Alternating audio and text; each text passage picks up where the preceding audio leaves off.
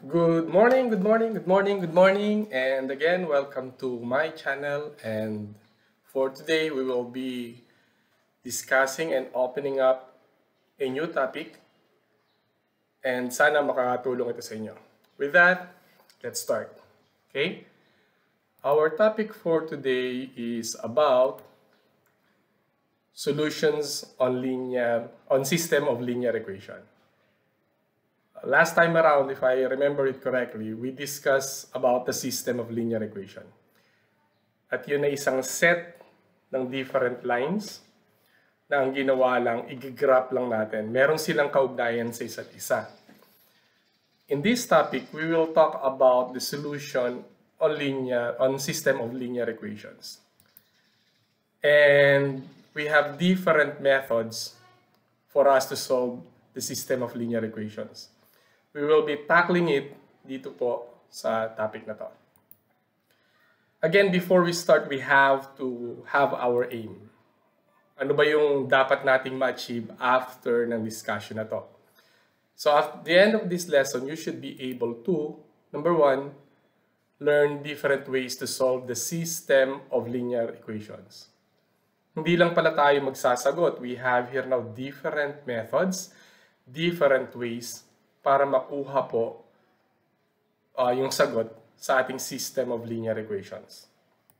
And number two, we have to be able to use these methods to find the solution of linear equations. Hindi lang yung alam natin. Ang importante rito, naiintindihan natin, nai-a-apply po natin. Okay? So these two will be our method. But first, siguro mas maganda, we have to start our question with what do we mean by solution. Ilang pagkakataon kasi, siguro kahit po kayo, kasi I have heard this dun sa mga previous teachers ko, okay, show your solution. Okay? So we have to know, ano ba yung tinatawag muna nating solution? When we try to talk about solution, it is an assignment of values to the unknown variable that makes the equality in the equation true. For example, guys, kung ang given sa atin ay 3x plus 7y equals 12, let's say for example, that will be the given. Ano raw yung pwede nating i-assign na values ng x at saka ng y para maging totoo yung given po sa atin? Does it make sense, guys? Sana maliwanag. Ano po? Ang sinasabi po palang solution dito, hindi yung kung papaano mo nagawa or nakuha yung sagot. Ang solution dito, yung assignment of values. Yun siya po mismo yung sagot na hinahanap natin. Kaya nga, for me, personally, I don't think it makes any sense kapag sinabi po na show your solution. May computation ka, show your solution. Kasi automatic yun. Ipapakita mo kasi yun nga yung sagot. Okay?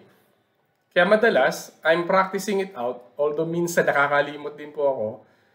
Palagi yung sinasabi, show your computation. Hindi yung show your solution. Kasi matik yun. Ipapakita mo yung solution mo. Okay? So in other words, when we try to talk about solution, a solution is a value or a collection of values. Kung x lang yan, ano yung katumbas dapat ng x? Kung x and y, ano yung mga dapat katumbas ng x at saka y po natin?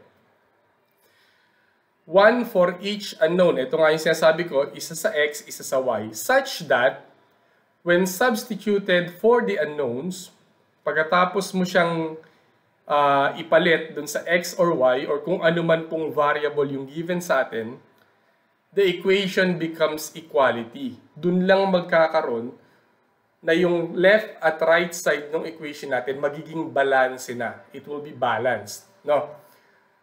So to recap, linawin lang po ulit natin, when we try to talk about solution, ito yung mismong value ng variable. Okay? Hindi po ito yung pagsosolve ninyo. Yung pagsosolve nyo, ang tawag po doon, computation. Pag po nakuha nyo na yung final na sagot na ipapalit nyo sa variable, it is known as the solution. Okay po? Now, what do you mean by solution on system of linear equations? The solution that I have discussed kanina, nakafocus lang siya sa isang equation. Now, we will be talking about the solution on system of linear equations because our topic focuses on the system of linear equations. So, ano yung tinatawag po nating solution ng system of linear equation? Sa solution natin sa system of linear equations, the assigned values for every unknowns, ito yung variable, x and y, will make both the linear equations true. We have the minimum of 2 lines. Pag daw nag-assign tayo ng x, halimbawa x natin ay 1, y natin ay 2, pag isinubstitute natin dun sa isang equation, equal pa rin sila. Balance yung left and right equation. At the same time, the same values ng x at saka y, dun naman sa kabila po nating equation of the line, isinubstitute, equal pa rin balance. Okay po? Sana maliwanag po yung pagkaka-explain ko dito. Suffice to say, the solution will be applicable. Ito po yung sinasabi ni Sir. Applicable to both the linear equations. Parehas po. Kahit saan mo gamitin yan, pwede siyang maging balanse. It will render the equations true. Magiging balanse talaga siya. Okay, so we have here now actually 3 methods. Unahin natin yung una. The first one will be solution through graphing. Ito rin yung na-discuss na po natin actually last time. Yung how to graph the set or the system of linear equations. If we know how to graph the system of linear equation, that is already a way to solve for the system of linear equation. Pakita muna natin. We will be using the same given throughout the examples para makita natin kung saan po kayo mas madadalian. The given that I have chosen are 7x plus 2y is equal to negative 19 and negative x plus 2y equals 21. If you remember it correctly, may mga paraan tayo kung paano mag-graph. And the one that I chose ay yung x and y intercept. Get the intercept, i-connect lang natin. Focus tayo. Solve the x and y intercept of each of the given. Ito yung isang given, linear equation. And this is also the other given, the other linear equation. Ang sabi, kunin daw natin yung intercept parehas. Focus muna tayo dito sa una. 7x plus 2y equals negative 19. Which means, wala tayong pakialam dito po sa kabilang linear equation. Now, if y is equal to 0, etong y na to equal to 0, ano mangyayari? Etong 2y natin will be equal to 0. Ang mangyayari dyan, ang matitira sa atin will be 7x is equal to negative 19. What will be the next step? We have to get the value of x. We will be dividing both sides by 7. Kung ano man po yung katabi ng variable na value. By doing that, na-cancel, ang matitira sa atin sa x is negative 19 over 7. Ito po, improper fraction. If we will be changing it sa mixed number para sa pagpa-plot, that will become negative 2 and 5 over 7. So yung x-intercept po na tinutukoy natin is the value of x when y equals 0. Ito yon. Negative 2 and 5 over 7, 0. Let's graph it out. Ito yung ating Cartesian plane. Mula po sa origin, negative 2 and 5, 7, negative 2, pakaliwa, ito yung 2. So, nasa pagitan yan. Ayun. Yung y kasi natin, walang movement up and down. So, ito po yun. Now, the same given, if x is equal to 0, so ito naman pong x ang papalitan natin ng 0 para makuha natin yung x-intercept. Ang matitira sa atin will be 2y is equal to negative 19. Ito. And for us to get the value of y, we divide both sides by 2. And we will come up with 19 negative 19 over 2 or negative 9.5. This value is the y-intercept. Ang y-intercept natin, x is equal to 0. Which means, ang point natin, ang coordinate of points natin will be 0 and negative 9.5. So, galing sa y, dahil 0 yung x, walang movement either pa kanan or pa kaliwa, yung y natin negative pababa lamang po. Nandito yan, most likely. Ayun. And if we will be connecting these 2 points, we will come up with the line. At itong line na to ang nagre-represent nung una po nating given, which is 7x plus 2y is equal to negative 19. Do I make myself clear, guys? Sana naintindihan na po. Now with that, let's move on dito po sa pangalawa. Ito naman po ang gagamitin natin. Negative x plus 2y is equal to 21. Again, we get the intercept. What if y is equal to 0? Ayan. Magiging value lang niya 0. Which will be given to us. Yung matitira po sa atin, ito yung matitira. Negative x is equal to 21.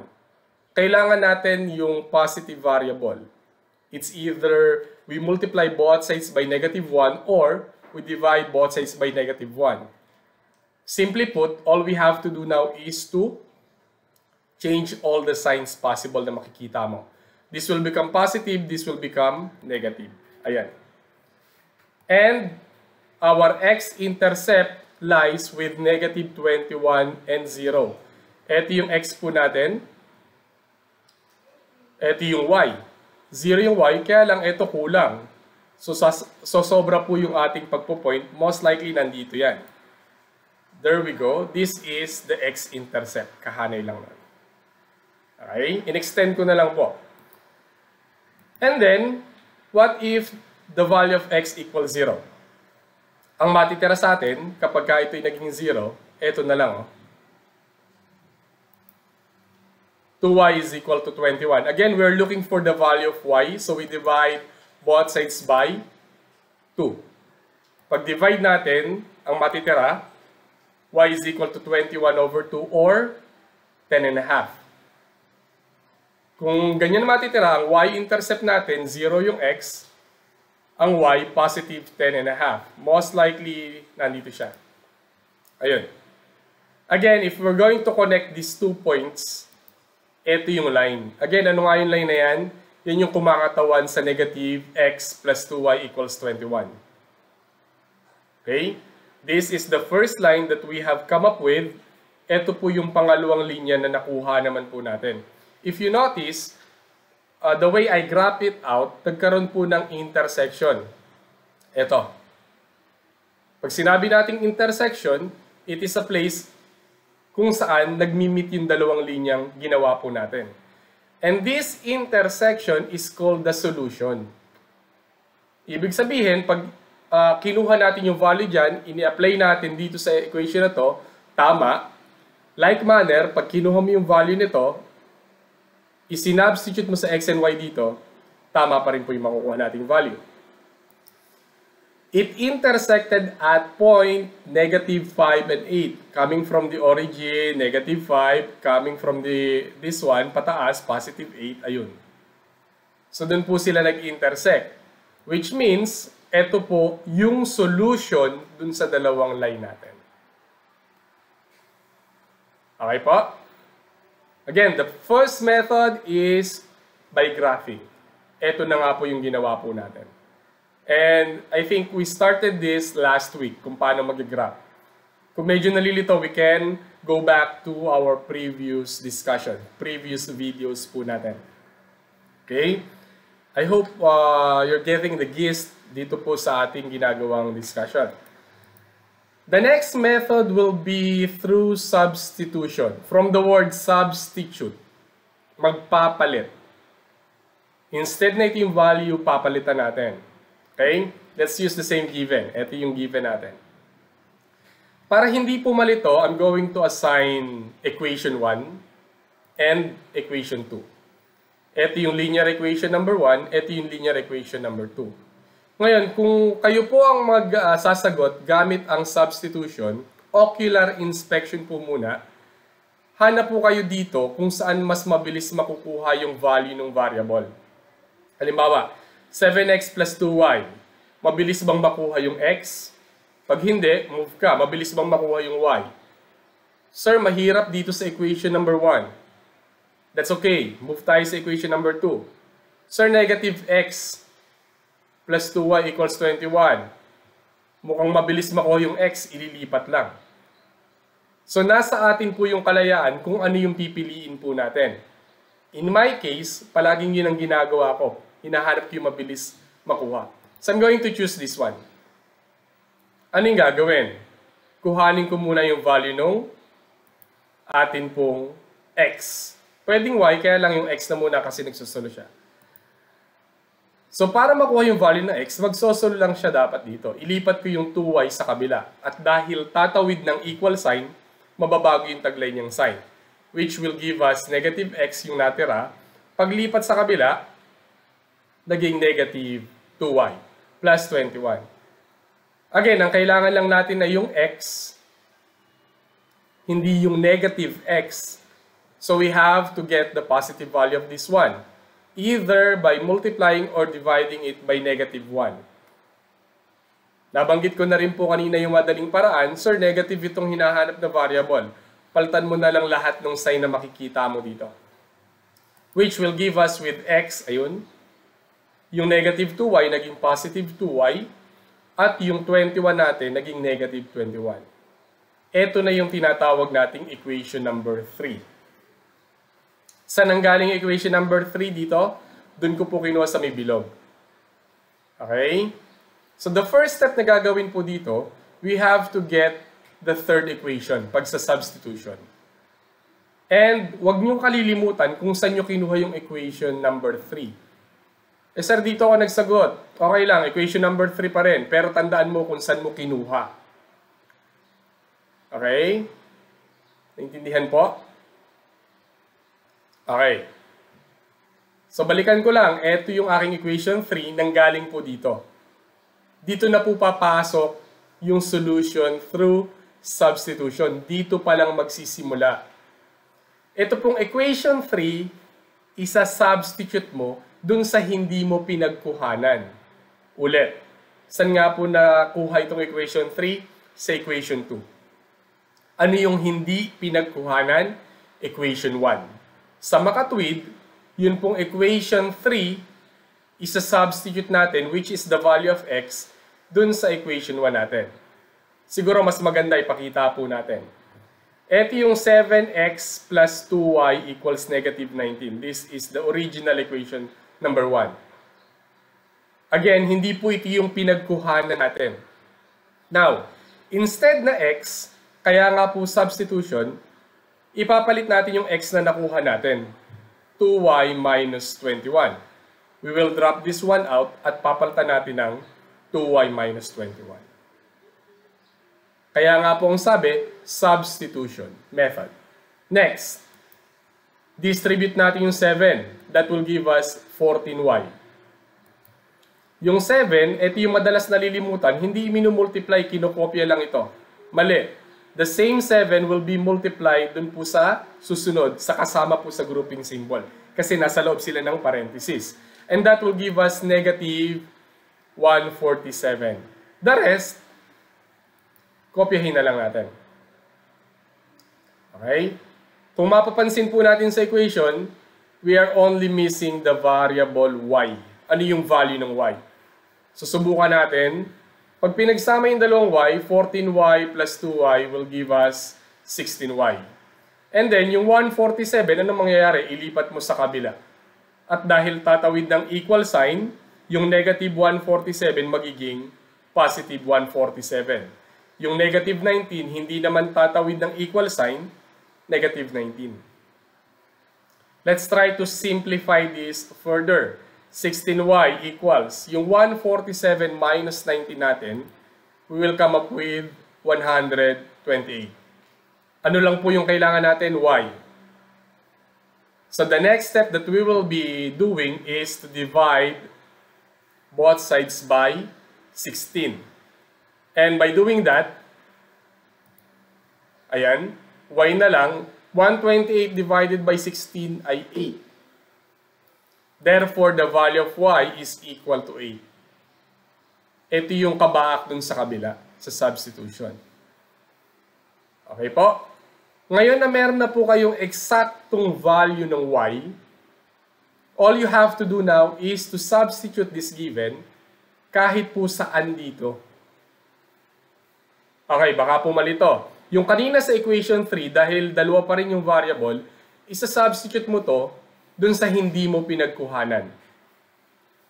Pero dahil dito po sa sumunod, nagkaroon na tayo ng exact value ng variable, this exact value will be substituted kahit po saan dyan.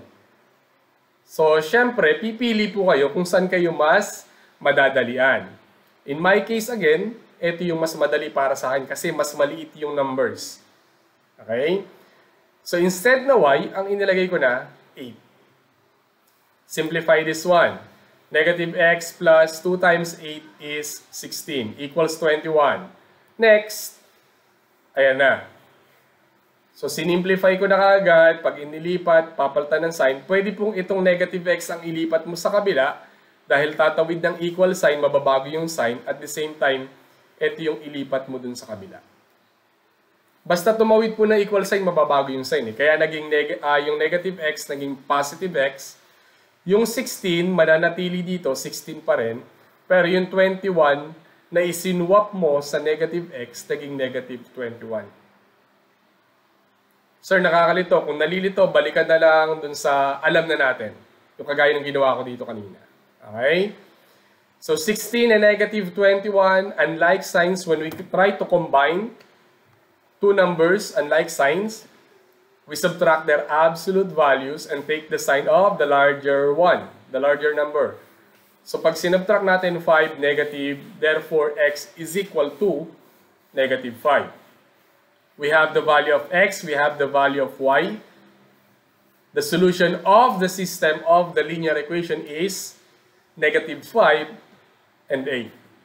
Again, since the solution of the system of linear equation is the coordinate of points, kailangan po may parenthesis at saka comma yan.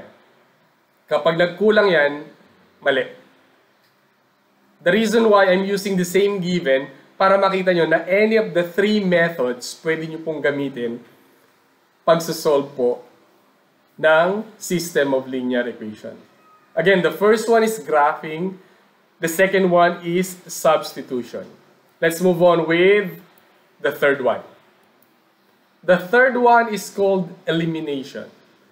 From the word eliminate, pagtatanggal. So ano ba yung tatanggalin natin? Let's have here now the given again.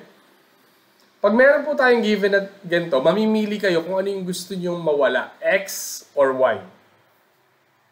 Okay lang inspection, sir. 7x at saka negative x, dapat maging negative 7 din ito, 7x, para mawala. Pero ito, sir, 2y, pwedeng mawala basta yung isa maging negative.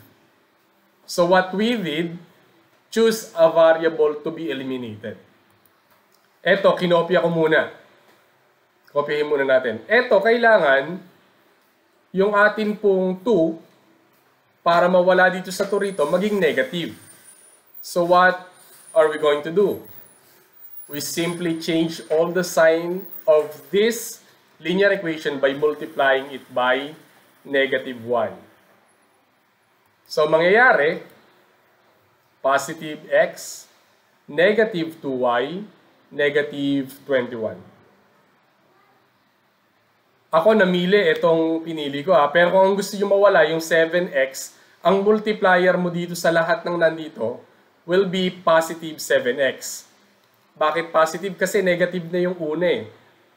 Pagka ito'y positive 7 times negative x, negative 7x, mai-eliminate na rin yung x natin. Okay po? So in my case, in this example, ang gusto kong mawala muna yung y kasi eksakto na yung numerical coefficient niya. Ang kailangan ko na lang baguhin yung sign ng isa. Dapat magkaiba yung sign natin dito. So, dun po nanggaling yung pag-multiply ko ng negative 1. Now, kung nakita na po natin na pwede nang mawala ito, i-combine na natin. So, 7x plus x. May 7x at saka isang x. Pag pinagsama, ito ay 8x. Itong dalawa, cancel na agad. Parehas sila, magkaiba lang yung sign, cancel. Negative 19, negative 21. Ano nga yung ginagawa natin pag like signs and we're going to combine? We simply add their absolute value, 19 plus 21, 40. And take the sign or take the common sign. Negative. Okay po? Sana wag magkakamali doon, no? Kasi dun sa lows natin ng sign numbers, dun madalas nagkakamali ang mga estudyante. So we are looking for the value of x. Kailangan mawala yung 8. So what we did, we divide both sides by 8. And that will become x equals negative 40 at 8, pwede nating i-divide, and that will be negative 5. Ayun. X equals negative 5. Anong ginamit nating method? Elimination. Once we have the answer for one of the variables, bakit po sinabi ni Sir na one of the variables? Kasi pwedeng yung x ang nawala, y ang hinanap niyo. Once you come up with one of the values, babalik po kayo sa substitution, which means, pili kayo ng madaling equation, i-substitute nyo. Ayan. Any of the two equations. So, syempre, pinili ko pa rin yung pangalawa. Negative x plus 2y equals 21. This is where x is. Sabi natin, ano nga yung value ng x? Negative 5. I'm going to remove this one and change it with negative 5. Another thing na be careful with, yung negative dito. Kaya nilagyan ko ng parenthesis for you to see na yung negative dito ay i-multiply mo sa mismong value ng x natin. This will give you with negative times negative, positive 5. 2y equals 21. If you notice, ang nawawala na lang po ay y. So what are we going to do next? Kailangan makuha natin yung y. Okay, i-move natin yung 5 other side of the equation. Siyempre, tatawid ng equal sign, mababago yung sign niya. Ang matitira, 2y equals 21, yung 5 tumawid ng equal sign, negative 5. And 21 minus 5, that will give you 16. Ayun yung 2y natin. Kailangan lang yung value ng y. We divide both sides by 2. Kung ano man po yung katabi ng variable natin. By doing that, ito ay magiging 8. Y is equal to 8. Therefore, the solution of the system of linear equation is negative 5, 8. Kung sinundan po natin yung explanation natin coming from the first first method, which is graphing, second method, substitution, third method, elimination, any of the three methods, you will come up with the same answer. Now, I'm going to be honest with you guys. Ang problema po dun sa graphing, kung hindi exact yung distance, at the same time, kung hindi tama yung pagkakagraph natin. Normally, yung intersection, hindi tumutugma kaagad dun sa expected output natin. I'm not saying that it is wrong. What I'm saying is, mas malaki yung tsansa na magkaroon ng konting pagbabago because of human error. Dito po sa pangalawa, substitution or elimination, you're going to get the exact value. So to recap, we have here now three ways: graphing, substitution, and elimination. Any of the three methods can be used, and it will render you the same solution for the system of linear equation. Again, I'm hoping that we learned something and you enjoy what we're doing right now. Again, stay tuned po dito sa ating channel and Sana marami po tayong matutunan. Again, if hindi pa po tayo nakaka-subscribe and you find this video helpful, subscribe po tayo. Every week, we will be planning to upload different videos para po sa atin. Again, this is your Sir Ian saying, enjoy learning, keep on learning, and have a nice day. Goodbye, guys.